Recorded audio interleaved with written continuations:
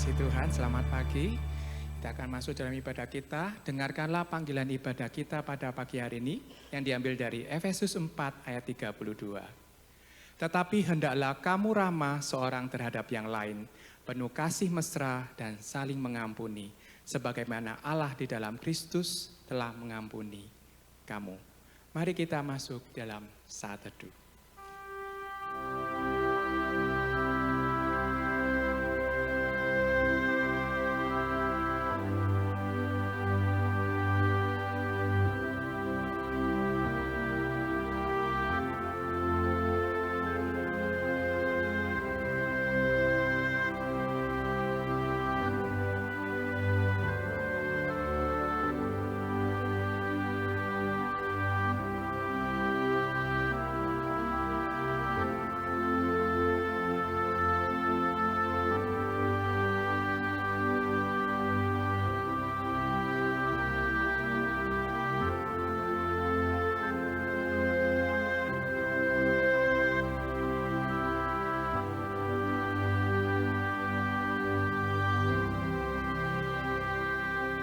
Ibadah kita pada pagi hari ini kita mulai dengan pertolongan yang datangnya dari Allah yang menciptakan langit dan bumi serta segala isinya dan yang tidak pernah meninggalkan hasil perbuatan tangannya. Turunlah atas kita kiranya kasih karunia dari Allah Bapa, Putra dan Roh Kudus. Amin. Hormat bagi Allah Bapa.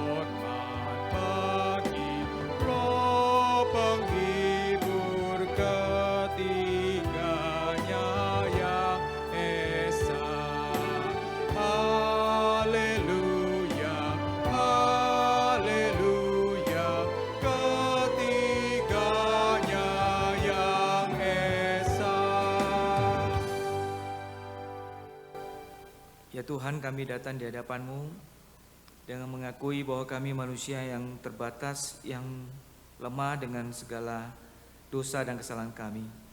Kami mohon Tuhan, Engkau yang mempersiapkan kami oleh Roh-Mu yang kudus, yang memperbaharui hati kami. Dan kami percaya kepada darah perjanjian yang kekal, darah Kristus yang telah dicurahkan bagi pengudusan jiwa kami. Kami bersyukur untuk anugerah-Mu Tuhan. Oleh karena kasih dan pengorbanan-Mu kami boleh datang ke hadapan hadirat Bapa untuk menikmati hadirat Tuhan, untuk menerima berkat-berkat surgawi di dalam ibadah kami pagi hari ini. Kiranya Tuhan memberkati setiap kami. Dalam nama Tuhan Yesus kami berdoa. Amin. Silakan duduk kembali. Kita bersyukur kepada Tuhan, kita sudah diberikan hari yang baru di minggu yang baru ini. Biarlah kasih setianya boleh selalu nyata dalam hidup kita. Mari kita pujikan pujian yang pertama, KPPK nomor 66, Besar Setiamu.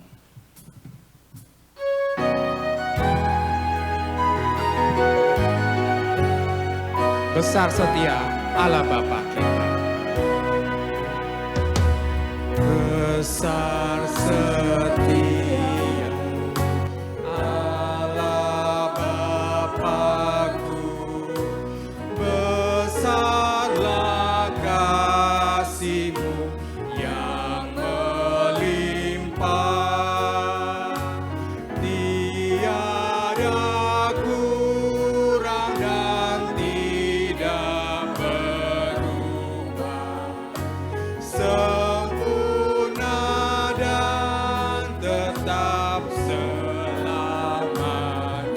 Besar setiamu, besar setiamu, besar setiamu. Tiap pagi berikan rahmat baru, segala yang ku perlu Kau besar setiamu kepada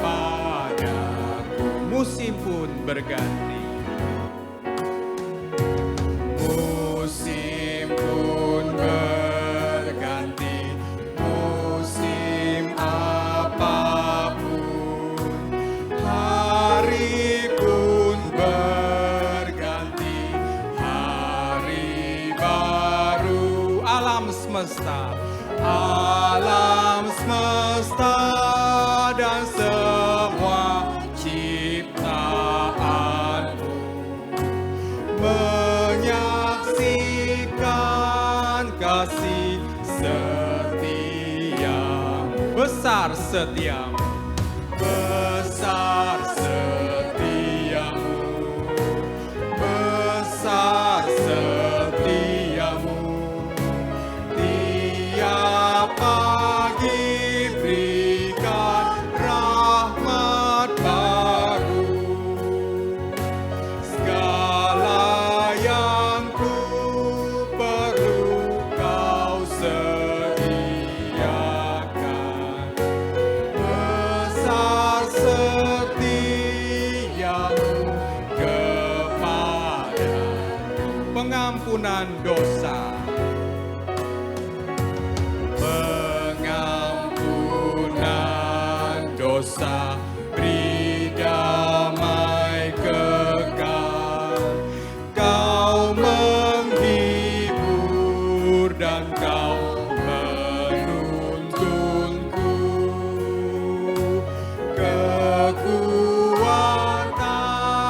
dan pengharapan kelak.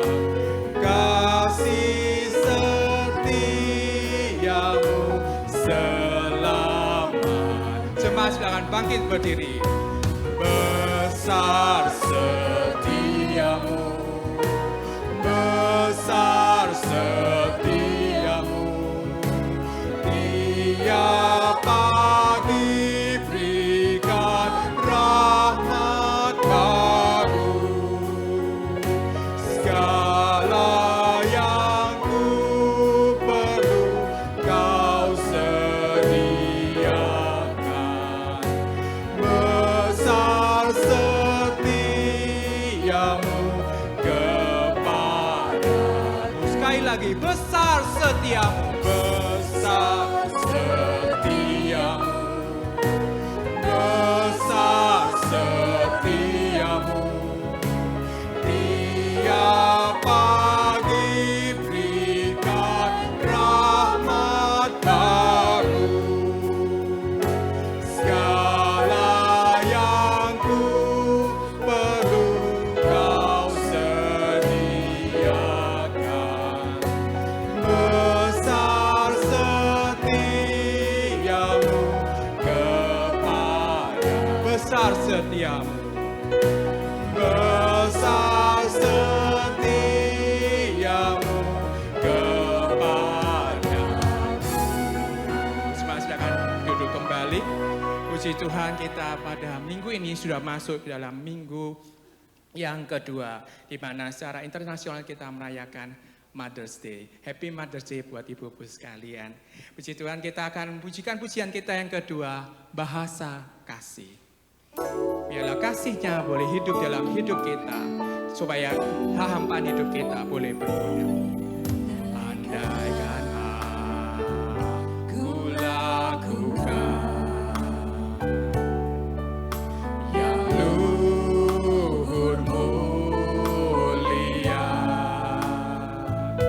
tapi jika tanpa kasih hampa tak berguna. Hampa tak berguna. Ajarilah kami ya Tuhan, ajarilah kami bahasa kasih-Mu, agar kami dekat padamu ya Tuhanku. Ajarilah kami bahasa kasih-Mu, agar kami dekat padamu. Kasih itu lemah lembut, kasih itu lemah lembut, sabar sederhana, sabar sederhana. Kasih itu murah hati, kasih itu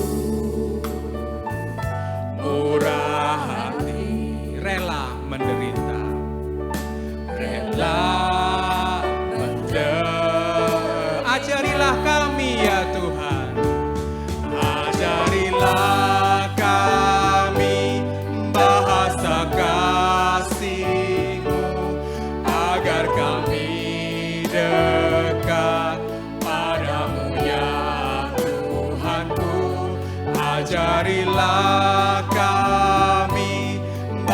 bahasa kasih-Mu, agar kami dekat padamu. Andaikan aku paham bahasa semua, bahasa semua, hanyalah bahasa kasih. Bahasa kasih, kunci tiap hati, kunci tiap hati. Ajarilah kami ya Tuhan, ajarilah kami bahasa kasih-Mu, agar kami dekat padamu ya Tuhanku. Ajarilah kami bahasa kasih-Mu, agar kami dekat padamu. Melayani lebih sungguh, melayani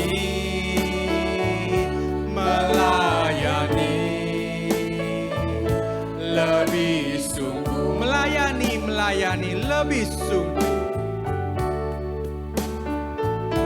melayani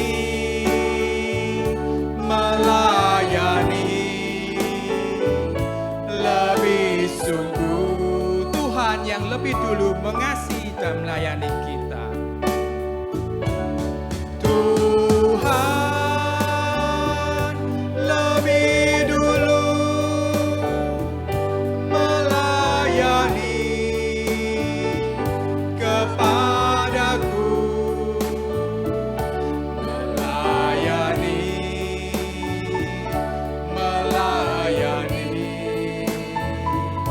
lebih sungguh, mengasihi lebih sungguh, mengasihi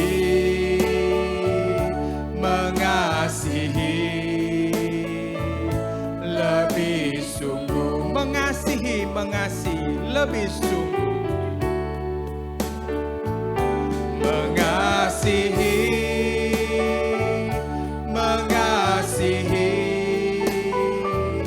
lebih sungguh, karena Tuhan lebih dulu mengasihi kita. Tuhan lebih dulu mengasihi kepadaku, mengasihi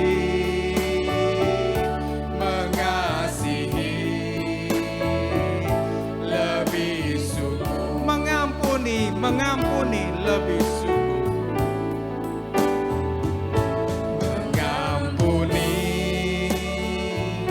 mengampuni lebih sungguh, mengampuni lebih sungguh,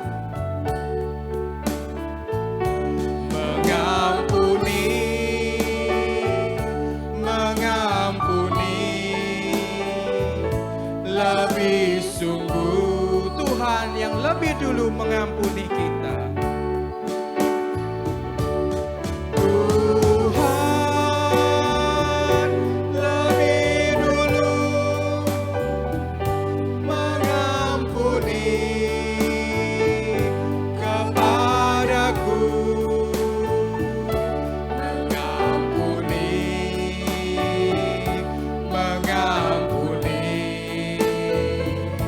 lebih sungguh, mengampuni lebih sungguh.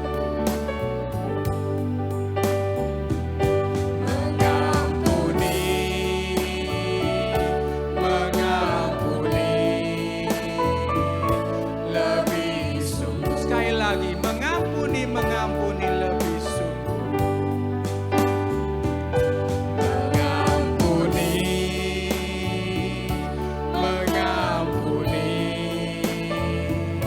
lebih sungguh. Puji Tuhan, haleluya. Firman Firman Tuhan pada pagi hari ini akan dibawakan oleh hambanya Pendeta Edi Jiang beserta perjamuan kudus. Mari kita persiapkan hati kita menyambut firman-Nya dengan tema Forgiveness in Family. Kita pujikan, Ku mau sepertimu Yesus. Bila kita beri sebagai bejana dibentuk seturut kehendak-Nya.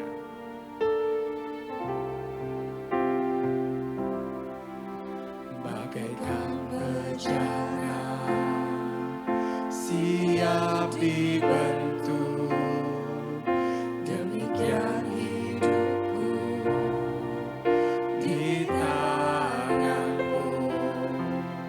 Dengan urapan kuasa Roh-Mu, ku dibaharui selalu. Jadikan kami alat-Mu ya Tuhan. Jadikan ku alat dalam rumah-Mu. Inilah hidupku di tangan-Mu. Bentuklah seturut kehendak. Bentuklah seturut kehendak-Mu. Pakailah sesuai rencana. Kita pujikan sekali lagi, bagaikan bejana. Bagaikan bejana siap dibentuk, demikian hidupku di tangan-Mu. Dengan urapan kuasa Roh-Mu ya Tuhan, ku dibaharui selalu ya Tuhan. Ku dibaharui selalu. Jadikan ku alat-Mu ya Tuhan. Jadikan ku alat dalam rumah. Inilah hidupku ya Tuhan. Inilah hidupku di tangan-Mu. Bentuklah seturut kehendak-Mu.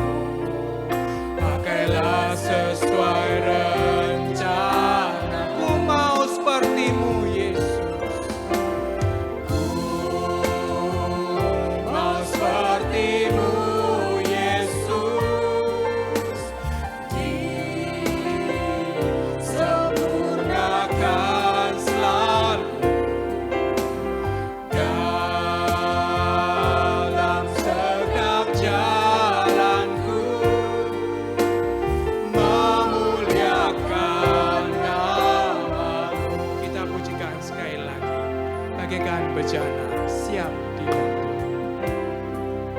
Bagaikan bejana siap dibentuk, demikian hidupku di tangan-Mu.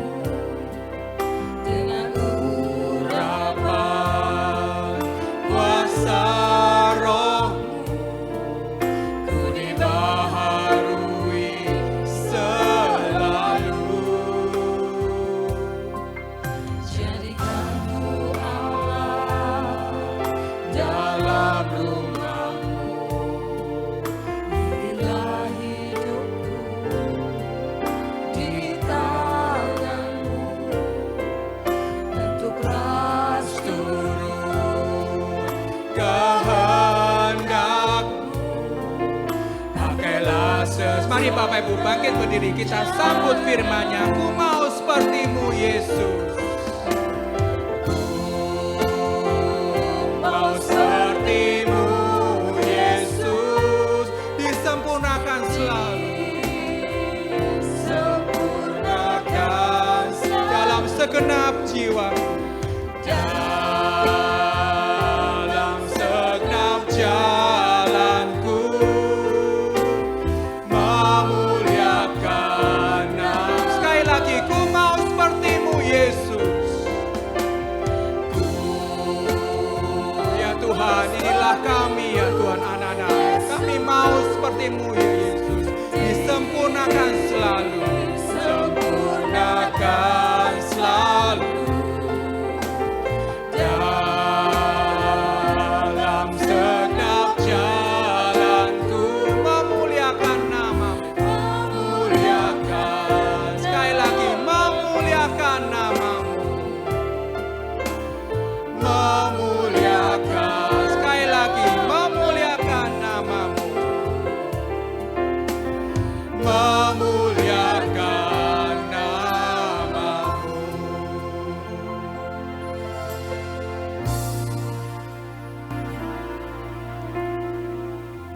Ya Tuhan, sebagai orang-orang yang sudah mengalami anugerah-Mu, pengampunan-Mu, penebusan-Mu, keselamatan dan hidup kekal yang kami alami di dalam Tuhan, itulah yang mendorong kami untuk boleh hidup menyenangkan Tuhan, untuk melakukan apa yang Tuhan mau, yaitu menjadi serupa dengan Tuhan.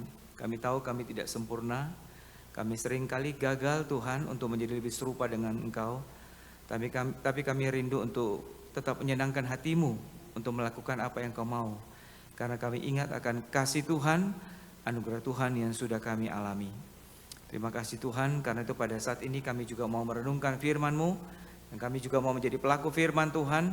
Engkau tolong setiap kami, siapkan hati kami untuk kebenaran-Mu Tuhan. Terima kasih Bapa, dalam nama Tuhan Yesus kami berdoa. Amin. Silakan duduk. Shalom. Ya, pagi hari ini kita bersyukur boleh beribadah bersama kembali. Mari saya mengajak kita untuk bersama-sama merenungkan satu tema pada hari ini, yaitu forgiveness in family, atau pengampunan di dalam keluarga. Saya mengajak kita untuk membaca satu bagian firman Tuhan dari Injil Matius pasal yang ke-18. Injil Matius pasal yang ke-18 ayat yang ke-21 ya.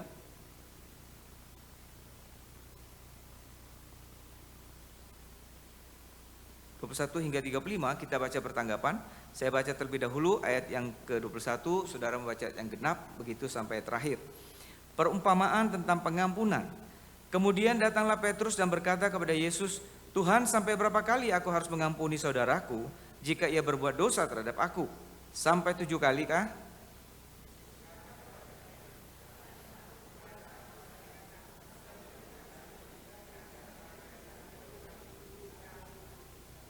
Sebab hal kerajaan sorga seumpama seorang raja yang hendak mengadakan perhitungan dengan hamba-hambanya.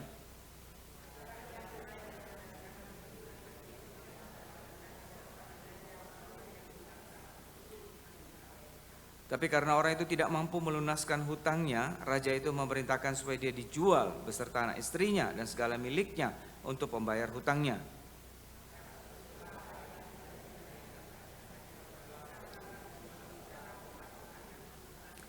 Lalu tergeraklah hati raja itu oleh belas kasihan akan hamba itu, sehingga dia membebaskannya dan menghapuskan hutangnya.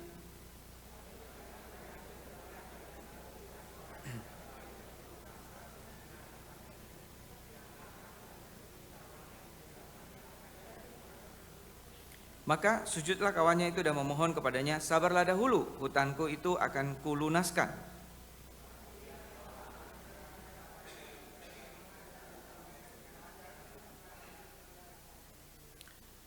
Melihat itu kawan-kawannya yang lain sangat sedih, lalu menyampaikan segala yang terjadi kepada tuan mereka.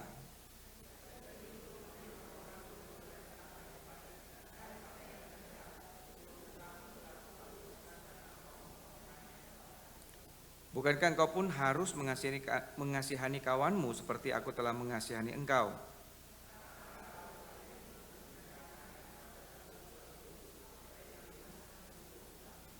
Maka Bapakku yang di surga akan berbuat demikian juga terhadap kamu apabila kamu masing-masing tidak mengampuni saudaramu dengan segenap hatimu. Nah, bagian kedua kita akan bacakan dari Kejadian pasal 50 ayat 18 hingga 20. Saya bacakan bagi saudara. Kejadian pasal 50 ayat 18 hingga 20 mencatat tentang kisah Yusuf. Juga saudara-saudaranya, yaitu saudara-saudara Yusuf, datang sendiri dan sujud di depannya serta berkata, "Kami datang untuk menjadi budakmu." Tetapi Yusuf berkata kepada mereka, "Janganlah takut, sebab aku inikah pengganti Allah. Memang kamu telah mereka-rekakan yang jahat terhadap aku, tetapi Allah telah mereka-rekakannya untuk kebaikan, dengan maksud melakukan seperti yang terjadi sekarang ini, yakni memelihara hidup suatu bangsa yang besar." Saudara, pagi hari ini kita bersama-sama juga memperingati satu momen, yaitu Mother's Day ya, satu peringatan tentang Hari Ibu atau Hari Mama ya, internasional ya. Nah, saudara ya, walaupun ada istilah yang kita sendiri tidak setuju ya, atau satu kata-kata mutiara mungkin ya, yang mengatakan surga itu di telapak kaki ibu. Nah, kita nggak menganut paham itu ya. Juga bukan di bawah telapak bapak dan maupun telapaknya siapa ya. Tapi kita memahami bahwa memang peran orang tua, baik mama maupun papa itu begitu penting di dalam membawa atau mendidik anak-anaknya ya, menjadi lebih dekat dengan Tuhan, atau malah bisa sebaliknya kalau salah didik ya. Sehingga kita bersyukur hari ini kalau kita punya orang tua, punya papa mama yang boleh membawa kita mengenal Tuhan ya, yang sudah membesarkan kita, merawat kita selama ini. Karena itu kita ucapkan selamat sekali lagi kepada para mama, dan Tuhan kiranya memberkati para mama untuk melakukan tugas mereka di tengah keluarga. Karena tugas itu bukan hal yang mudah, saudara ya. Nah, saudara, kita melihat bahwa keluarga itu seperti sebuah sekolah iman yang Tuhan sediakan, yang Tuhan siapkan bagi kita yang percaya ya. Sehingga di dalam keluarga itulah kita belajar bagaimana menerapkan prinsip firman Tuhan. Bagaimana kita boleh saling membangun, saling menghargai, saling mengampuni ya, saling jujur mengakui kalau ada yang salah. Di dalam lingkup yang lebih kecil di mana kita saling mengenal satu dengan lain, di situ kita mempunyai satu tempat yang lebih kondusif untuk menerapkan prinsip ini. Dibandingkan kalau kita harus melakukannya di tempat umum di mana kita tidak kenal dengan orang, tentu lebih sulit. Bagaimana bisa mengakui kesalahan kita, bagaimana mengampuni orang lebih sulit. Karena itu keluarga menjadi satu tempat belajar yang kondusif. Dan disitulah kita melatih bagaimana mentaati Tuhan, sehingga nantinya kita boleh juga mentaati Tuhan di tempat-tempat yang lain. Nah, tapi saudara, kita mengakui bahwa tidak banyak atau tidak sedikit ya keluarga yang gagal di dalam melakukan hal ini ya. Artinya cukup banyak anak yang dibesarkan dalam satu kondisi keluarga yang tidak ideal, di mana kemudian anak-anak itu bertumbuh dewasa dalam satu kondisi yang terluka, dan kemudian menjadi orang-orang yang juga mengalami kesulitan di dalam berrelasi dengan orang lain karena pengalaman-pengalaman negatif yang mereka alami pada masa kecil ya. Ada orang Kristen atau jemaat yang pernah cerita bagaimana dia itu mengalami kekecewaan berat sama orang tuanya. Karena apa? Karena dia merasa mamanya khususnya itu lebih sayang kepada adiknya daripada dia, adik laki ya. Jadi dia juga laki, nah ada adik laki, mamanya itu selalu lebih bela nih adik lakinya. Saya bilang, kamu ini anak angkat ya? Dia bilang bukan anak kandung. Lalu kenapa bisa begitu? Dia juga tidak mengerti ya. Ya, tapi sudah dewasa dia masih ingat, dan setiap kali dia suka nyinggung-nyinggung masalah itu. Itu berdampak kepada apa? Keyakinannya tentang kebaikan Tuhan. Dia merasa kurang dikasihi, dan juga bisa berdampak pada relasi, kurang bisa mempercayai orang. Tentu saja kita tahu bahwa ini efek-efek yang bisa timbul ketika keluarga tidak berfungsi dengan baik ya. Nah, saudara, manusia memang sudah jatuh di dalam dosa, saudara ya. Dan tentu saja keluarga pun tidak lepas dari kelemahan dan kesalahan. Orang tua kita bisa melakukan kesalahan, saudara kita bisa melakukan kesalahan, orang-orang yang dalam gereja ini juga bisa melakukan kesalahan ya, karena kita semua sudah ada di bawah pengaruh atau jatuh di dalam dosa ya. Tapi masalahnya adalah bagaimana kita menghadapinya ya. Itulah yang kemudian menentukan bagaimana suatu komunitas, sebuah keluarga itu akan menjadi seperti apa ya. Apakah kita itu bersedia untuk mengakui kesalahan kita ketika kita bersalah, dan kemudian mengampuni orang yang sudah mengakui kesalahannya dengan sungguh-sungguh. Nah, itu akan mempengaruhi bagaimana kita akan berjalan sebagai satu keluarga atau sebagai satu komunitas. Nah, saudara, pertanyaan yang mungkin muncul adalah mengapa kita harus mengampuni ya. Yang pertama adalah karena dosa kita sendiri sudah diampuni, sehingga kita pun sudah seharusnya mengampuni orang yang bersalah kepada kita. Di dalam perumpamaan yang tadi kita baca dalam Injil Matius tentang perumpamaan hamba yang berhutang, kebenaran dari perumpamaan ini yang pertama adalah mengingatkan kita bahwa hutang kita itu atau dosa kita itu begitu besar kepada Tuhan.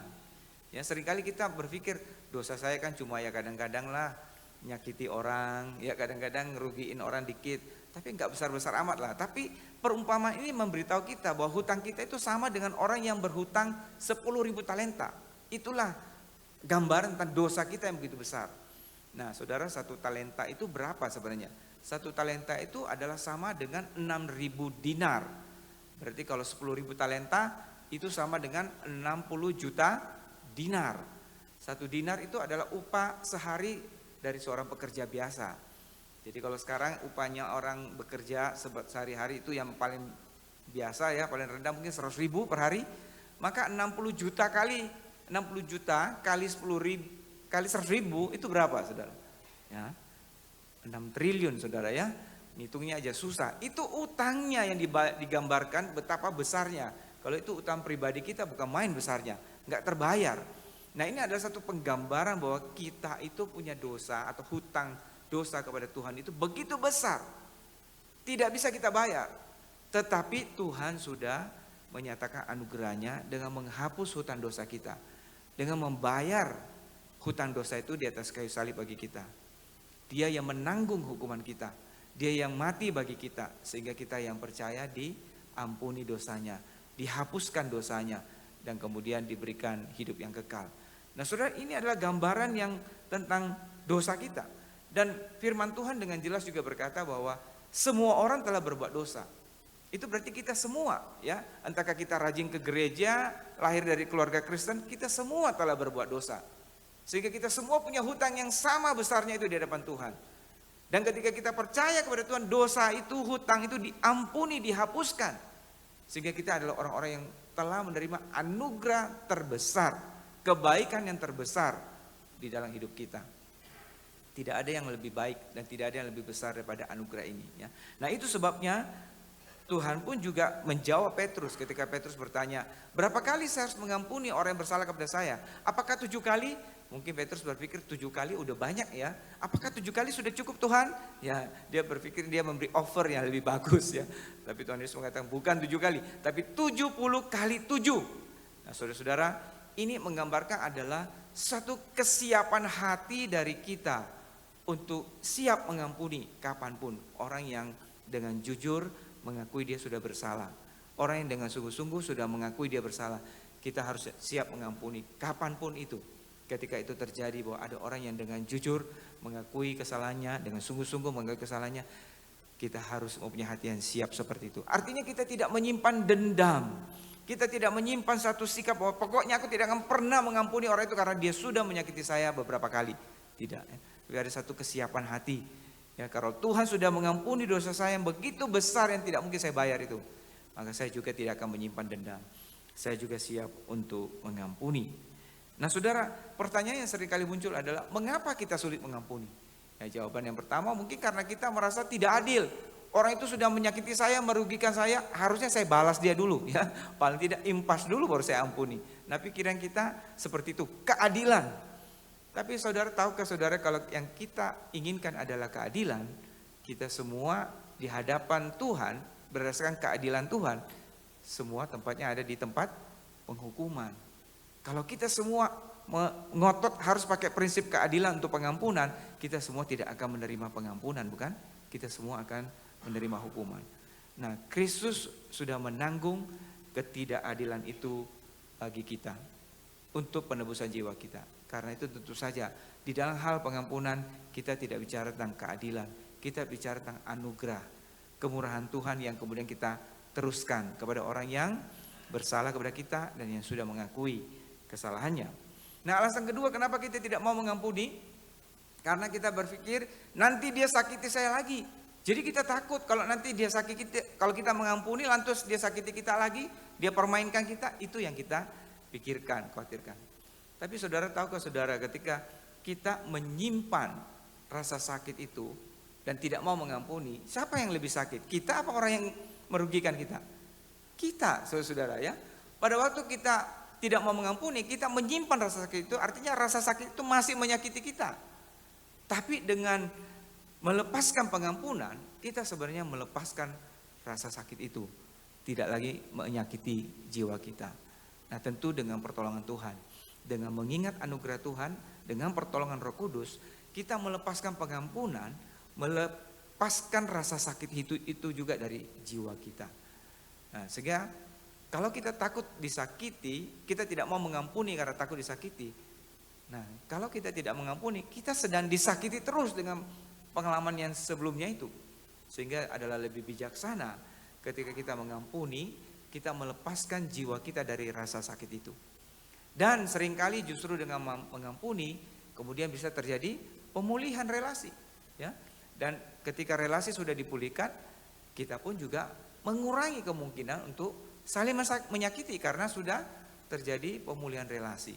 Sehingga sebenarnya adalah lebih bijaksana untuk mengampuni daripada kita dibiarkan atau membiarkan diri kita ketakutan untuk mengampuni, ya. Nah, saudara, tentunya pengampunan itu hanya berlaku bagi orang yang sungguh mengakui kesalahannya. Kita bukan membiarkan diri kita diperlakukan semaunya oleh seseorang dengan sebebas-bebasnya, bukan. Kita bukan menjadi orang yang seperti itu. Kita boleh berpendapat, kita boleh bersikap. Kalau ada orang bersikap yang tidak benar, kita boleh mengatakan kita tidak setuju, kita tidak mau dibegitukan, ya. Kita boleh mempunyai pendapat, bukan berarti kita biarin diri kita dipermainkan, dilecehkan dan sebagainya, tidak. Tentu kita boleh mempunyai sikap, ini yang benar, saya punya pendapat seperti ini. Tapi ketika orang itu sungguh-sungguh sudah mengakui kesalahannya dan dia menyesali, dia bertobat. Nah, di situ giliran kita yang sudah disakiti ini perlu juga siap untuk mengampuni, ya. Jadi pengampunan yang Tuhan berikan maupun yang kita berikan bukan yang sesuatu yang murahan. Yang ya, pokoknya kamu bikin apa saja deh, pokoknya pasti tak ampuni. Nah, ini kadang-kadang kita terhadap Tuhan juga bisa begitu, ya, dan itu tidak benar. Ketika kita berdosa kepada Tuhan, kita kemudian menyadari dosa kita, kita harus sungguh-sungguh bertobat. Bukan kapan-kapan saya bikin lagi, ya, kan gampang pokoknya diampuni sama Tuhan. Ini namanya mempermainkan Tuhan. Begitu juga ketika orang lain bersalah, ketika dia sungguh-sungguh dia bertobat, tentu kita harus mengampuni. Tapi bukan membiarkan dia terus melakukan hal yang tidak benar, ya. Karena orang yang tidak sungguh-sungguh bertobat, tidak sungguh-sungguh mengakui kesalahannya, orang yang seperti itu sebenarnya tidak layak menerima pengampunan. Ya, Tuhan juga tidak mengampuni orang yang tidak sungguh-sungguh bertobat, tidak sungguh-sungguh mengakui kesalahannya, ya. Nah, saudara, tapi ketika kita bertemu atau menghadapi orang yang sungguh-sungguh mau mengakui kesalahannya, disitulah perlu ada kerendahan hati, ya. Kerendahan hati untuk mengampuni, kerendahan hati untuk juga mengakui kesalahan kita kalau itu merupakan kesalahan kita, ya. Dengan demikianlah terjadi satu rekonsiliasi, pemulihan relasi, dan terutama adalah pemulihan atas jiwa kita sendiri yang dilepaskan dari rasa sakit yang kita buat sendiri, ya, yang kita tinggal simpan sendiri itu. Nah, saya pernah bertemu dengan seorang bapak yang ya masalah keluarga biasa, ya, dia juga sangat kecewa dengan orang tuanya. Nah, yang ini memang anak angkat, ya. Kalau yang tadi anak kandung, ini anak angkat. Dia mengatakan bahwa sebagai anak itu sebenarnya dia diambil sebagai anak angkat itu untuk pancingan, ya, supaya yang punya orang tua ini punya anak kandung, kan. Tapi setelah anak kandung lahir, dia tidak dianggap, tidak diperlakukan sebagai anak lagi. Wah, dia kecewa banget. Anak kecil pasti kecewa, kan. Dia tidak mengerti kenapa kok orang tuanya tidak memperlakukan dia seperti saudara yang lain. Nah, dia bertumbuh dewasa dengan rasa kecewa, rasa sakit seperti itu. Dan dia berusaha melakukan apa saja untuk menyenangkan orang tuanya supaya dia diterima sebagai anak. Orang tuanya enggak mempan, ya, masih namanya orang tua angkat, ya. Nah, enggak semua orang tua angkat begitu, maaf, ya. Tapi orang tua ini kurang bijaksana, ya. Dia memperlakukan anak ini dengan tidak semestinya, ya, kurang baik, ya. Sehingga orang ini yang sudah bertumbuh dewasa, ketika saya ketemu dia sudah dewasa, ya, dan dia masih menyimpan sakit hati itu. Nah, tapi problemnya adalah seringkali orang kalau sakit hati sama orang tua, dia merasa malu untuk mengakuinya atau merasa sungkan untuk mengakuinya. Loh, masa sama orang tua kita benci? Kan nggak boleh, ya kan? Apalagi orang tua ini adalah orang yang dia harapkan mengasihi dia. Jadi kalau diakui bahwa dia benci orang tuanya, lah bagaimana saya mengharapkan dia mengasihi saya kok benci dia. Jadi kontradik sendiri. Itu menimbulkan satu pergumulan batin dalam hati orang ini sehingga dia mengalami gangguan jiwa, ya, merembet ke sana kemari, ya. Nah, saudara, ya, memang akhirnya dia harus pertama-tama bersikap jujur terlebih dahulu bahwa dia terluka oleh orang yang dia harapkan mengasihi dia. Dan karena dia terluka, dia benci. Benci itu dosa, betul. Tapi dia harus akui dengan jujur ada dosa itu di dalam hati dia. Ada perasaan itu. Dan memang itu dosa, tapi dia harus akui terlebih dahulu bahwa itu ada. Nah, saudara, dengan dibimbing dia akhirnya mengakui bahwa ya memang ini ada. Ada kebencian yang hebat sekali. Dan dia tahu itu dosa tapi dia sulit melepaskan. Nah, Di sanalah dia dibawa kepada karya pengampunan dari Tuhan. Bahwa Tuhan juga sudah mengampuni dosanya. Tuhan juga sudah melepaskan dia dari hutan dosa yang besar. Saudara, orang ini hanya dengan menyadari anugerah Tuhan, baru dia bisa kemudian juga dimampukan untuk mengampuni orang tuanya. Setelah dia mengakui bahwa dia memang membenci, dan dia datang pada Tuhan, mohon Tuhan memberi dia kemampuan untuk mengampuni. Setelah dia membereskan ini, bersikap jujur dengan kesalahannya, dosanya, dan kemudian minta anugerah Tuhan, kekuatan dari Tuhan untuk juga mengampuni orang tuanya. Karena memang bagaimanapun orang tuanya ada yang salah, memperlakukan dia dengan tidak semestinya. Dan ketika dia melepaskan pengampunan, hatinya pun menjadi plong. Jiwanya yang sakit mulai dipulihkan kembali. Sehingga perasaan tidak aman yang ada di dalam hatinya yang membuat dia menjadi seperti orang fobia, bukan fobia ya, tapi orang yang jadi psycho gitu ya, ketakutan begitu ya. Itu kemudian pelan-pelan dipulihkan karena dia mulai melepaskan pengampunan, jiwanya mulai dipulihkan. Nah, saudara, kita melihat ketika Tuhan menyuruh kita mengampuni, itu demi kebaikan siapa? Demi kebaikan kita. Karena orang yang tidak mau mengampuni adalah orang yang seperti minum racun, tapi mengharapkan orang lain yang mati. Kalau kita minum racun ya kitalah yang kena dampaknya. Ya, ketika kita membenci, kita seperti minum racun, tapi mengharapkan orang lain yang jadi korbannya, tidak bisa. Tapi dengan mengampuni, kita melepaskan jiwa kita dari rasa sakit itu, sehingga kita mulai dipulihkan oleh Tuhan, oleh anugerah Tuhan. Ya. Nah, saudara, kedua dalam perumpamaan ini juga mengingatkan kita, perumpamaan ini tidak mengajarkan bahwa seolah-olah perumpamaan Tuhan, pengampunan Tuhan itu bisa dibatalkan. Ya, kan tadi diceritakan ketika hamba yang dihapuskan hutannya 10.000 talenta itu tidak mau menghapuskan hutan temannya, kemudian dia dipenjara kembali. Nah, saudara, bukan berarti pengampunan Tuhan itu bisa dibatalkan. Tetapi di dalam perumpamaan ini ada satu prinsip umum yang dipahami oleh semua orang yang di dalam kisah itu, baik oleh si rajanya maupun juga oleh orang-orang yang ada di situ, bahwa ketika seseorang menerima penghapusan utang yang begitu besar, maka sudah seharusnya dia menghapuskan juga hutang orang lain yang lebih kecil. Itu sudah menjadi satu pemahaman umum yang dipahami dan diterima semua orang. Itu sebabnya ketika hamba itu tidak mau menghapuskan utang temannya, teman-teman yang lain yang menyaksikan hal itu menjadi sedih. Kenapa mereka sedih? Karena mereka tahu ini tidak seharusnya. Ya, seharusnya adalah orang yang sudah dihapuskan hutangnya yang besar itu, ya menghapuskan juga orang lain yang berhutang lebih kecil. Ini adalah kebenaran umum yang dipahami semua orang. Ya, jadi dengan kata lain, ketika seseorang itu sudah diampuni dosanya, maka seharusnya lah, sewajarnya lah dia mengampuni orang lain juga. Dan ketika dia tidak mau mengampuni, maka itu sebenarnya menunjukkan mungkin dia belum mengalami anugerah pengampunan. Ya. Nah, karena itu pertanyaannya adalah seberapa besar kita menyadari kesalahan kita. Seberapa besar itu juga menentukan kita melihat anugerah Tuhan. Kalau kita melihat dosa kita cuma kecil, masalah kecil aja ya, kadang-kadang lah bikin kesalahan kecil. Tuhan ampuni dosa saya, kemarin saya bohong kecil, kemarin saya menyakiti hati teman saya, tapi udah baikan kok Tuhan. Nah, kita menganggap dosa kita kecil, maka anugerah pengampunan pun menjadi remeh, ya kan? Tapi kalau kita sadar, kita itu berhutang 10.000 talenta. Kita itu menyakiti hati Tuhan dengan menentang dia, memberontak kepada dia. Maka itu dosa yang sangat besar. Dan ketika Tuhan masih mau mengampuni kita dan menerima kita, bahkan menjadi anak-anaknya yang dikasihinya, kita tahu ini anugerah yang sangat besar. Dan anugerah yang seperti itu mendatangkan satu rasa syukur di dalam hati kita. Dan rasa syukur itu yang membuat kita melihat orang lain juga dengan belas kasihan. Dia juga perlu diampuni. Ya, kalau memang dia sudah menyesali kesalahannya, kita juga mau mengampuni dia. Karena ada rasa syukur yang besar itu. Kita sudah mengalami dan melihat betapa besarnya anugerah Tuhan. Ya. Karena itu saya katakan, orang yang sudah mengalami anugerah Tuhan akan menjadi orang-orang yang lebih kenal diri, lebih tahu diri. Dia tahu dirinya orang berdosa, hutangku besar sekali, dosaku besar sekali. Dan anugerah itu begitu besar. Jadi kita menjadi orang yang tahu diri. Kita menjadi bisa bersikap lebih dewasa terhadap kesalahan orang lain, kita bisa lebih sabar. Dan ketika dia benar-benar mengakui kesalahannya, kita siap mengampuni dia.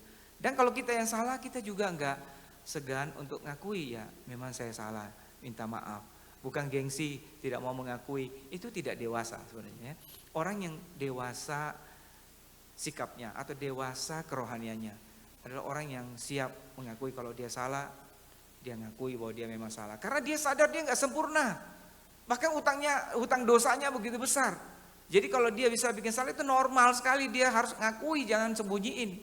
Tidak usah bersikap seolah tidak mungkin bisa berbuat salah. Memang kita semua bisa salah. Yang penting adalah bagaimana kita menyikapinya. Kerendahan hati untuk mengakuinya kalau kita memang salah. Dan itulah yang kemudian bisa membawa satu pemulihan. Dan ketika kita memulai dengan sikap yang benar ini, memulai untuk bersikap jujur, mengakui kesalahan kita, memulai dengan satu hati yang berbelas kasihan, mau mengampuni orang, maka sikap yang positif ini bisa menular. Ya, manusia memang di dalam relasinya itu gampang saling mempengaruhi. Kalau yang satu bersikap negatif, bersikap jelek, ya membenci, yang lain bisa balas dengan membenci. Tapi ketika kita menyatakan kebaikan, orang lain lebih mudah juga mengikutinya. Ya, nah saya mendengarkan sharing dari seorang jemaat yang mengalami hal itu. Dia di dalam satu grup WA para aktivis, mereka itu saling memberi pendapat, ya. Tapi yang satu memberi pendapat A, yang lain jemaat ini memberi pendapat yang menentang pendapat dia atau menolak pendapat dia. Mungkin pendapat dia memang ada benarnya, tapi cara dia itu rupanya melukai hati teman yang lain. Dan dia sadar itu bahwa mungkin kata-kata dia terlalu to the point, terlalu vulgar, ya, sehingga menyakiti teman. Dan dia merasa tidak enak. Hubungan mereka jadi tegang gara-gara tidak tepat di dalam menyampaikan, ya. Nah, saudara, jemaat ini, ya, yang sharing ini bisa saja berpikir, ya saya kan ngomong benar, ya, tanpa mempedulikan perasaan temannya. Tapi dia sadar hubungan mereka jadi renggang, jadi nggak enakan, tegang gitu, ya. Nah, pilihan kedua adalah dia bisa berpikir, memang yang saya katakan benar, tapi cara saya mungkin yang kurang benar, kurang tepat, sehingga melukai hati orang. Nah, saya mau bagaimana? Biarin aja, nanti persoalan ini nanti bisa membesar. Atau dia datang kepada Tuhan, dan itu yang dia lakukan. Dia minta Tuhan tolong dia. Bagaimana ini dibereskan? Dan Tuhan mengingatkan dia, ya kamu harus memulai untuk membereskan masalah ini. Orang yang lebih dewasa yang diingatkan Tuhan harus memulai. Kalaupun apa yang kamu katakan benar, tapi mungkin caramu kurang tepat. Itu yang kamu harus ngomong, bahwa saya sorry, salah, karena saya sudah mengatakan dengan cara yang mungkin melukai hatimu. Nah, saudara, diperlukan keberanian kan untuk melakukan hal itu. Tapi dia minta kekuatan dari Tuhan untuk bisa melakukan itu. Dan setelah dia berdoa, dia kemudian akhirnya memberanikan diri menelpon teman itu. Sudah tidak ada gengsi, cuma ada rasa takut. Ini responnya orang ini gimana, ya? Setelah dia nyambung dan dia ngakui langsung bahwa sorry, saya tadi ngomong kayak gini, mungkin sudah melukai hatimu, saya minta maaf. Teman itu langsung memberi respon yang sama positifnya. Saya juga ngomong sorry karena ya tadi mungkin saya membalas kamu juga nggak enak. Jadi sikap yang dewasa ini, sikap yang baik ini diresponi, diikuti dengan sikap yang positif juga. Ini memang kecenderungan manusia. Karena itu kita yang lebih rohani, lebih dewasa harus memulai selalu dengan sikap yang baik, sehingga memberi pengaruh yang positif, ya. Seringkali orang tidak mau memulai, jangan saya, kamu dulu, ya, kamu yang salah, ya. Karena apa? Karena kita takut kalau kita memulai dulu bersikap baik, lalu responnya nggak baik gimana? Rugi dong kita. Nah, tapi saudara, firman Tuhan mengatakan kasih mengalahkan ketakutan, ya. Jadi kalau kita minta anugerah Tuhan, hati kita dipenuhi dengan kasih Tuhan, kita nggak takut. Entah orang itu responnya baik atau nggak baik, apa dia sudah siap untuk berdamai atau tidak, kita nggak takut karena kita melakukannya didorong oleh Tuhan sendiri, kasih dari Tuhan. Kasih mengalahkan ketakutan, termasuk ketakutan ditolak, ketakutan orang itu tidak mau berdamai. Karena kita melakukan apa yang benar bagian kita, ya. Nah, saudara, karena itu dengan bersandar pada anugerah Tuhan, mengingat anugerah Tuhan yang sudah kita alami, kita dimampukan untuk mengampuni. Pertanyaan kedua, mengapa kita mengampuni? Ya, karena kita percaya ada providensia Allah, ada maksud Tuhan yang baik di balik semua hal yang terjadi, termasuk ketika kita dilukai orang, dirugikan orang. Kita mau mengampuni karena kita percaya lewat peristiwa itu pun, yang kurang enak itu pun, ada maksud Tuhan yang baik, ada providensia Allah. Nah, saudara, kita melihat di dalam kisah Yusuf tadi, ya. Sudah kita tahu, mungkin sebagian besar sudah pernah mendengar kisah Yusuf. Yusuf anak yang dikasih oleh papanya Yakub, yang sangat dikasih lebih dari saudara-saudara yang lain. Nah, papanya Yakub ini pilih kasih, saudara ya. Dan ini bukan sikap yang bijaksana, ya, bukan sikap yang boleh kita tiru.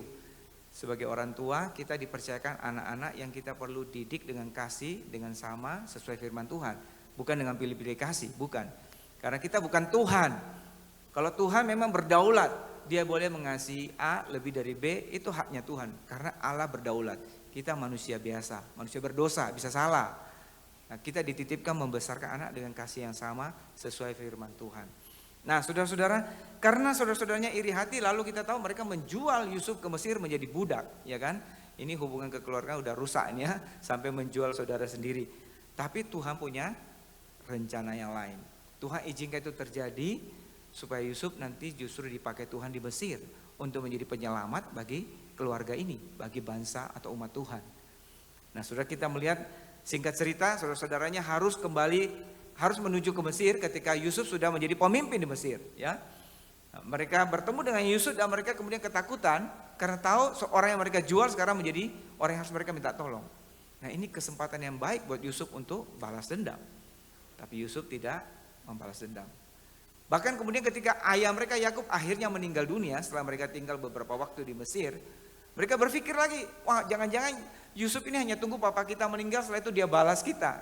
Jadi ketakutan melanda mereka karena dosa yang mereka perbuat, ya. Tapi sekali lagi Yusuf tidak membalas mereka, Yusuf mengampuni mereka. Kenapa, saudara?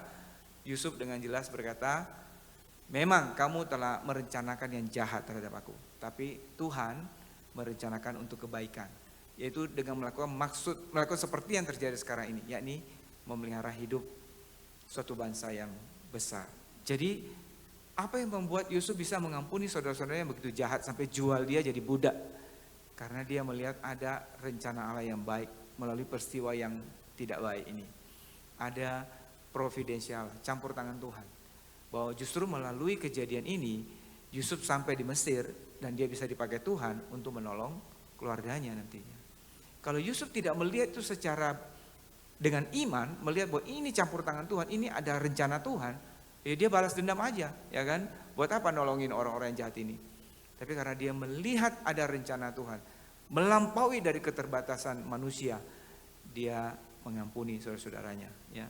Nah, karena itu kita melihat bahwa kenapa kita mengampuni? Karena kita melihat ada maksud Tuhan yang baik di balik semua peristiwa yang nampak kurang baik. Seringkali kita belum mengerti saat ini, tapi nanti kemudian kita bisa lebih memahami, oh ya, semua pengalaman itu dimaksudkan untuk membawa kita lebih dewasa, membawa hubungan kita menjadi lebih teruji dan sebagainya, ya. Roma 8 ayat 8 mengatakan, kita tahu sekarang bahwa Allah turut bekerja dalam segala sesuatu untuk mendatangkan kebaikan bagi mereka yang mengasihi Dia, yaitu bagi mereka yang terpanggil sesuai dengan rencana Allah. Allah turut bekerja dalam segala keadaan, termasuk keadaan yang tidak menyenangkan, yang mungkin merugikan kita. Tapi sebenarnya dimaksudkan untuk membawa kebaikan yang pada saat itu belum kita pahami, belum kita lihat. Jadi ada semacam blessing in disguise, berkat yang terselubung, yang tidak bisa langsung dilihat, tapi Tuhan sedang bekerja di belakangnya untuk membawa kebaikan bagi kita orang yang percaya. Nah, entahkah membawa kita menjadi satu tahap lebih serupa dengan Kristus, lebih dewasa, atau untuk membawa kebaikan-kebaikan tertentu yang kita belum lihat pada saat itu, ya. Tapi kemudian kita bisa melihatnya. Saudara, satu kesaksian dari seorang yang bernama William Booth. Nah, saudara mungkin tahu ya, di Surabaya ada rumah sakit William Booth. Nah, ini seorang tokoh iman yang menjadi pendiri dari Salvation Army atau Bala Keselamatan. Saudara, hidupnya diawali dengan penuh penderitaan, penghinaan. Umur 13 tahun papanya bangkrut, jatuh miskin, sehingga dia harus bekerja sebagai pekerja rendahan di sebuah kantor pegadaian. Di situ orang-orang yang lebih dewasa, dia baru umur 13, orang-orang yang lebih dewasa menghina dia karena bukan saja dia masih muda, dia juga dari keluarga yang miskin, sehingga dia sering diperlakukan dengan kasar, dihina, direndahkan. Dia sakit hati, saudara ya. Karena bagaimanapun dia masih muda waktu itu dan dia sangat tidak bisa terima. Nah, tapi Tuhan mempunyai maksud yang lain, ya. Nah, pada usia muda itu dia mendengar Injil, lalu kemudian dia memberikan hatinya, hidupnya kepada Tuhan, dia terima anugerah keselamatan dalam Tuhan. Dan hal itu kemudian memotivasi dia untuk menjalani atau melihat hidup ini dengan cara yang berbeda, sikap yang berbeda. Ya, dia tidak membalas orang-orang itu, tapi justru dia melihat bahwa ini Tuhan mau pakai dia untuk melayani orang-orang yang seperti dia. Jadi dia mulai bersaksi, memberitakan Injil juga kepada orang-orang miskin, orang-orang yang sering dihina orang, ya. Dan dia melayani di sana. Dan pelayanan dia semakin lama semakin dipakai Tuhan. Dia juga memperhatikan kebutuhan mereka, ya, berusaha mencari dana untuk kebutuhan-kebutuhan mereka. Sehingga pelayanan itu berkembang dan menjadi suatu kegerakan yang besar yang kemudian disebut Salvation Army ini. Pelayanan yang berkembang sampai bukan cuma di Inggris, bahkan berkembang di seluruh dunia. Saudara, kenapa? Karena orang yang tadinya dihina dan direndahkan ini, karena anugerah Tuhan melihat bahwa ini adalah ada maksud Tuhan bagi dia, sehingga dia melihat hal itu secara positif dan melayani orang-orang yang seperti dia, dan dengan taat, ya, dengan setia melakukan panggilan Tuhan sampai pelayanan itu menjadi berkat yang luar biasa. Sehingga apa yang dia lakukan itu diakui oleh banyak orang di dunia. Dia diundang oleh Raja Edward, Raja Inggris saat itu, karena melihat bagaimana yang dia lakukan itu mempunyai dampak di masyarakat. Ada banyak orang yang miskin tertolong dengan melalui pelayanan dari orang William Booth ini. Bahkan juga Presiden Amerika Roosevelt juga mengundang dia untuk berpidato di hadapan Senat Amerika, karena melihat bahwa apa yang dilakukan itu benar-benar memberi dampak global juga, ya.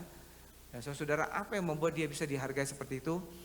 Karena masa lalu yang pahit, ya, yang Tuhan izinkan terjadi, yang kemudian menimbulkan satu empati yang besar terhadap orang-orang yang seperti dia. Lalu dia kemudian layani, dan dia taat pada panggilan Tuhan, dia layani dengan setia sampai Tuhan pakai dia begitu luar biasa, mendapat kehormatan di antara para pemimpin dunia, ya, dipakai dengan luar biasa. Tentu dia tidak bisa bayangkan bahwa suatu hari dia akan menjadi seperti itu, pelayanannya akan menjadi seperti itu. Tapi dia hanya taat pada panggilan Tuhan karena anugerah yang sudah dia terima, yang memampukan dia mengampuni orang-orang yang terlibat dalam pengalaman masa lalu dia, dan memulai lembaran baru dan melihat bahwa ini panggilan Tuhan untuk melayani orang-orang yang seperti dia. Nah saudara, karena itu biarlah kita juga dimampukan untuk melihat setiap pengalaman hidup kita, entahkah ketika kita disakiti atau dirugikan atau apapun, ya, kita bisa melihat bahwa ada maksud Tuhan. Tuhan tidak lepas tangan, Tuhan campur tangan dalam kehidupan kita. Dia Tuhan yang hidup, dia Tuhan yang hadir dan berkuasa, dan tidak membiarkan anak-anaknya, ya, berjalan sendiri, mengalami kesulitan sendiri, dan dia tidak akan membiarkan kita dicobai melampaui kekuatan kita. Dia pasti akan memberikan jalan keluar pada waktunya. Dengan demikian, dengan menyadari anugerah yang Tuhan sudah berikan kepada kita yang begitu besar, dan dengan mempercayai bahwa ada providensia Allah yang akan menyertai, memimpin kehidupan kita ke depan, maka kita diberi kemampuan untuk mengampuni dan membangun relasi yang lebih baik dengan orang-orang di sekitar kita. Amin. Mari kita berdoa.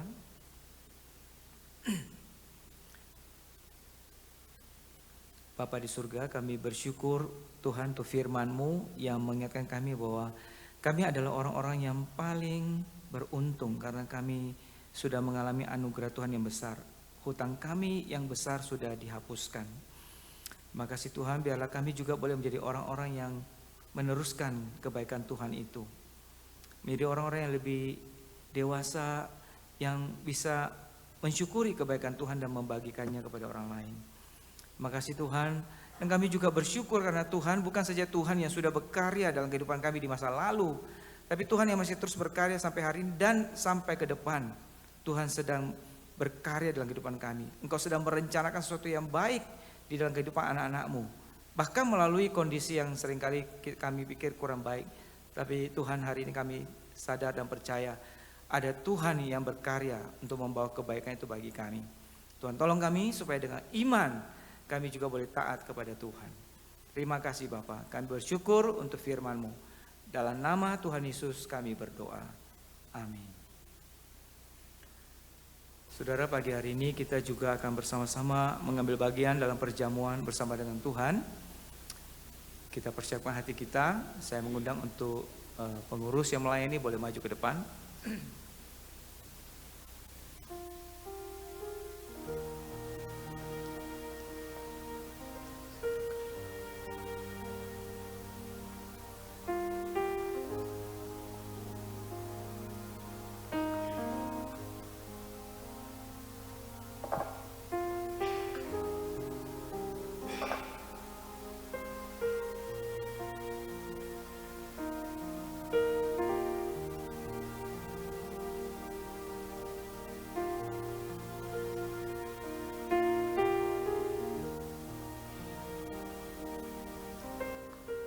Baik saudara, mari kita mempersiapkan hati kita dengan menaikkan sebuah pujian.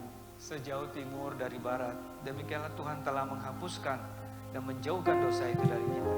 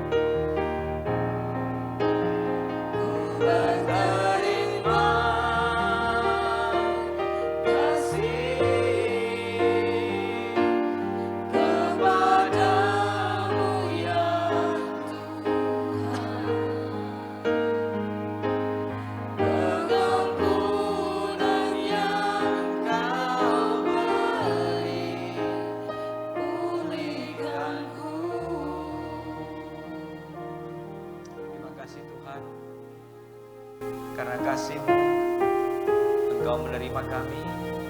Karena kasih-Mu, Engkau memberikan pengampunan-Mu atas kami. Pengampunan-Mu yang telah membebaskan kami dari segala hukuman dan kutuk. Pengampunan-Mu yang memulihkan kami, Tuhan. Dan membawa kami boleh datang ke hadirat Tuhan untuk boleh menikmati hadirat-Mu dan menerima segala berkat surgawi yang Tuhan sediakan bagi kami dalam Kristus. Terima kasih Tuhan. Kami bersyukur karena Tuhan sendiri yang berkenan memberikan hidup-Mu, mengorbankan hidup-Mu bagi kami ya Tuhan. Sehingga kami boleh mendapat bagian di dalam pengampunan dan anugerah Tuhan. Terima kasih Tuhan Yesus. Terima kasih untuk anugerah-Mu. Kami bersyukur Tuhan dalam nama Tuhan Yesus. Amin. Saudara, roti dan anggur akan dibagikan nanti setelah saudara menerima. Boleh berdoa secara pribadi.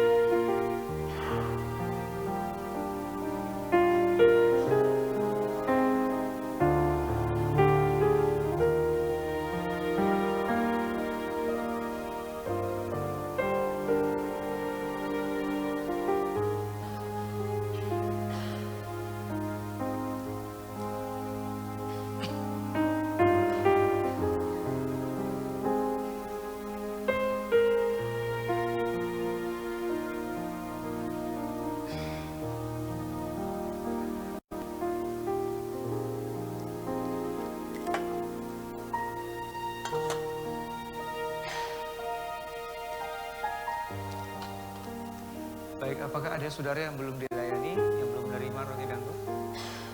Semua sudah menerima ya.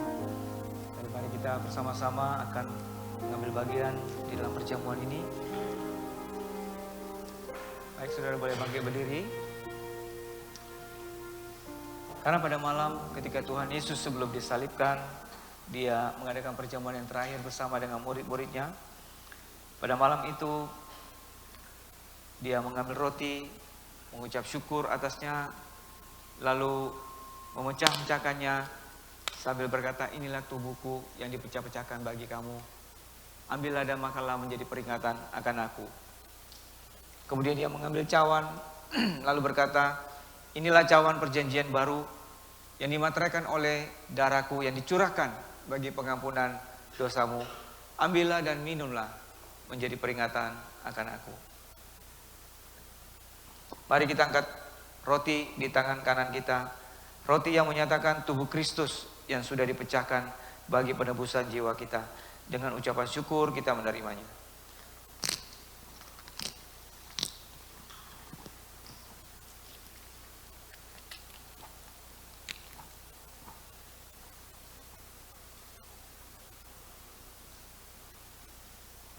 Mari kita angkat cawan di tangan kanan kita.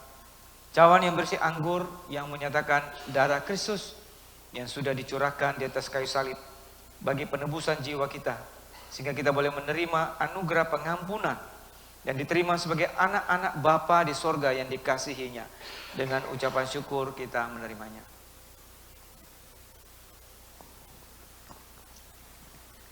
Untuk doa syukur saya mengundang untuk penginjil Louis bisa pimpin kita dalam doa.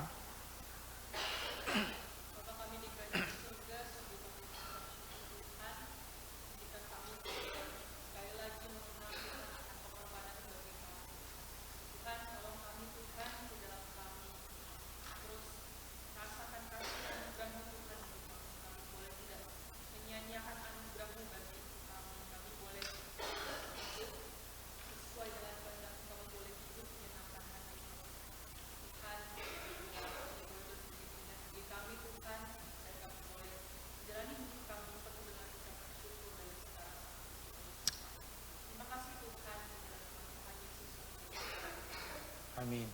Silakan duduk kembali.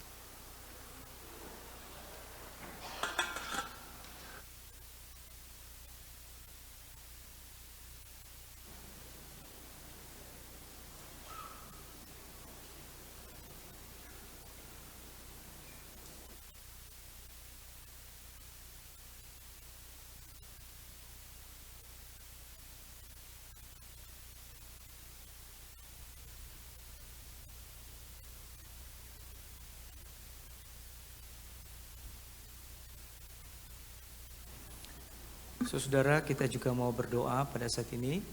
Kita mau mendoakan dua hal. Kita mendoakan untuk bangsa dan negara kita. Di tengah situasi dunia yang seperti ini, kita mohon Tuhan menolong. Bangsa ini boleh tetap terjaga, terpelihara oleh Tuhan. Dan tentu saja banyak orang boleh juga mengenal Tuhan Yesus. Dan kita berdoa bagi gereja Tuhan, khususnya kita di tempat ini. Tuhan juga menolong kita, memberkati kita boleh tetap setia bertumbuh di dalam iman dan boleh menjadi berkat. Mari kita berdoa. Bapa di surga, kami datang padamu Tuhan, kami menyerahkan bangsa dan negara kami dalam tangan-Mu Tuhan. Engkau yang memimpin menyertai sehingga bangsa kami ini boleh tetap berjalan dalam pemeliharaan Tuhan di tengah situasi dunia ini. Tuhan tolong pemimpin bangsa kami supaya mereka juga diberi hati yang takut akan Tuhan untuk mengatur negara ini ya Tuhan. Yang berdoa supaya di tengah bangsa ini juga banyak orang yang boleh mendengar firman Tuhan dan percaya kepada nama Yesus dan diselamatkan. Terima kasih Tuhan. Yang berdoa bagi gereja-Mu di tengah bangsa ini, Tuhan juga memakai kami. Khususnya Tuhan, gereja-Mu di tempat ini, Tuhan juga memberkati sehingga kami boleh terus bertumbuh dengan setia, bertumbuh dalam iman ya Tuhan. Dan Tuhan memberkati dan memakai kami untuk boleh menjadi saluran berkat bagi orang-orang yang ada di sekitar kami. Terima kasih Bapa, kami berdoa dan bersyukur dalam nama Tuhan Yesus. Amin. Saudara, mari kita bangkit berdiri, kita mengucapkan pengakuan iman kita bersama-sama seperti yang kita imani dalam pengakuan iman rasuli demikian. Aku percaya kepada Allah, Bapa yang Maha Kuasa, Khalik langit dan bumi, dan kepada Yesus Kristus, anaknya yang tunggal, Tuhan kita, yang dikandung dari Roh Kudus, lahir dari anak darah Maria, yang menderita sengsara di bawah pemerintahan Pontius Pilatus, disalibkan, mati dan dikuburkan, turun ke dalam kerajaan maut, pada hari yang ketiga bangkit pula dari antara orang mati, naik ke surga, duduk di sebelah kanan Allah, Bapa yang Maha Kuasa. Dan dari sana Dia akan datang untuk menghakimi orang yang hidup dan yang mati. Aku percaya kepada Roh Kudus, gereja yang kudus dan am, persekutuan orang kudus, pengampunan dosa, kebangkitan tubuh, dan hidup yang kekal. Amin. Silakan duduk kembali.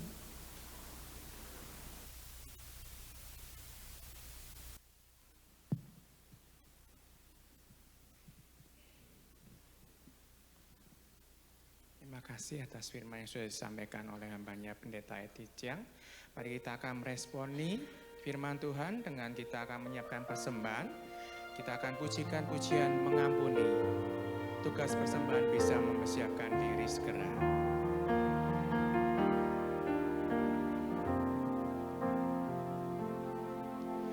Ketika hatiku telah disakiti, ajarku memberi, hati mengampuni. Ketika hidupku telah dihakimi, ajarku memberi, hati mengasihi. Ampuni kami ya Tuhan. Ampuni bila kami tak mampu mengampuni yang bersalah kepada kami, seperti hati Bapa mengampuni, mengasihi, tiada pamrih.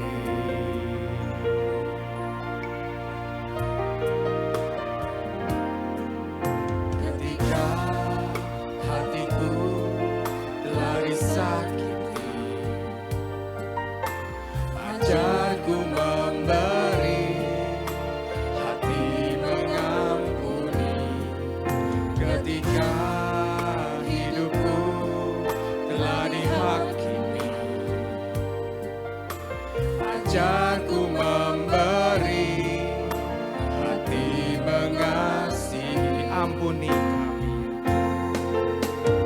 Ampuni bila kami tak mampu mengampuni yang bersalah kepada kami, seperti hati Bapa mengampuni, mengasihi, tiada pamrih. Ampuni kami ya Tuhan. Ampuni bila kami, semangat dan bangkit berdiri, mampu mengampuni yang bersalah kepada kami, seperti hati Bapa mengampuni, mengasihi, tiada pamrih. Seperti hati Bapa, seperti hati Bapa mengampuni, mengasihi, tiada pamrih. Sekali lagi, seperti hati Bapa, seperti hati Bapa mengampuni, mengasihi, tiada pamrih. Ya Tuhan, seperti lagu yang kami boleh ucapkan, bila ini boleh benar-benar menjadi doa kami kepadamu ya Tuhan. Tuhan. Kami serahkan ya Tuhan persembahan kami pada siang hari ini ke dalam tangan-Mu. Kiranya Tuhan yang boleh memberkati persembahan ini, Tuhan yang menyucikan persembahan ini, benar-benar boleh digunakan untuk meluas kerajaan-Mu di bumi ini. Kami berdoa juga untuk setiap tangan-tangan yang sudah memberi, maupun mereka yang mungkin belum sempat memberi. Tuhan yang berkati, Tuhan yang cukupkan mereka dalam segala kebutuhan mereka. Kami serahkan ibadah kami selanjutnya dalam tangan-Mu Tuhan, hanya di dalam nama Tuhan Yesus kami sudah berdoa. Amin. Kita akan kembalikan segala puji, hormat, dan kemuliaan bagi Allah Tritunggal. Doksologi dan doa berkat oleh hambanya Pendeta Edi Jiang.